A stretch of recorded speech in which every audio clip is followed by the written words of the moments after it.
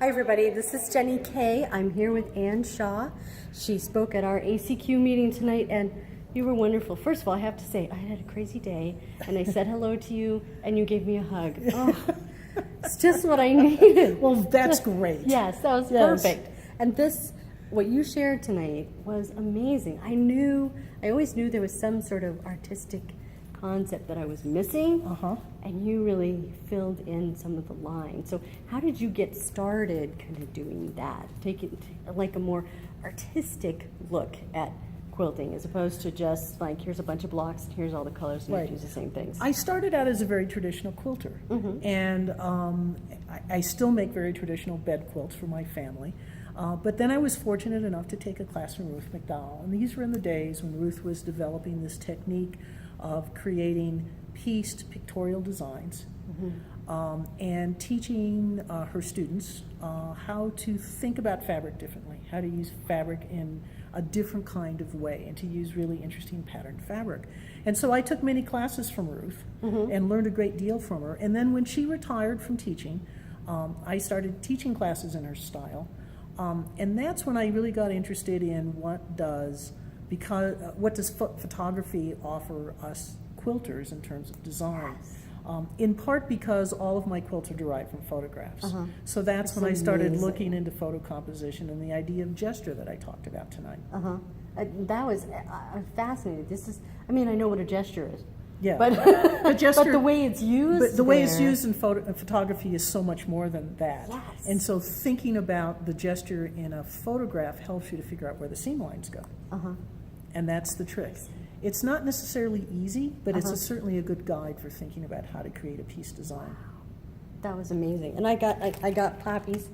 I got poppies, y'all. Enjoy poppies, and people are going to take the class tomorrow, the one-day chicken challenge. Yep. The name, and you were hilarious. Oh, so thank you. What kind of encouragement would you give to new quilters or people who are kind of want to venture into this way of doing things? Right. So what's nice about nearly all of my patterns is they're straight line designs, which means that they're going to sew together the way a traditional quilt block sews together. And the other thing I would tell people is once you've acquired one of my patterns is to look carefully at the fabric selections, to get online and look at my quilts or look at Ruth McDowell's quilter. Many of her quilts are still online. And look at not just the overall quilt, but the particular fabric choices in it.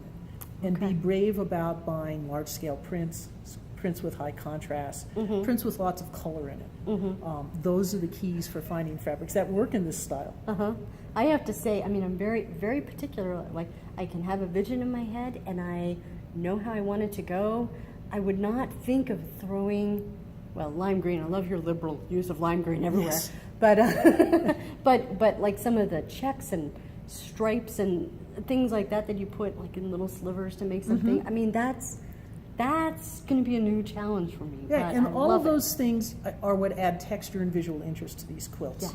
So be brave in your choices of fabrics. But it means you have to have those fabrics. So in traditional quilts, we do a lot of blending of colors and blending of fabrics. And that's what's true in the beauty of most traditional quilts. In this style, we're doing kind of the opposite.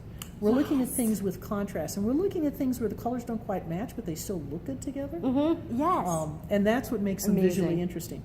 Amazing, absolutely. And everything was just wonderful. Thank you. We learned so much in this. All right, you guys, so be sure to check out Ann Shaw, check out her quilts in your class, and your 5-day... I have a 5-day design class where I teach people about this idea of gesture and how to make piece designs out of their own photographs. Dreamy. I would love to go to that.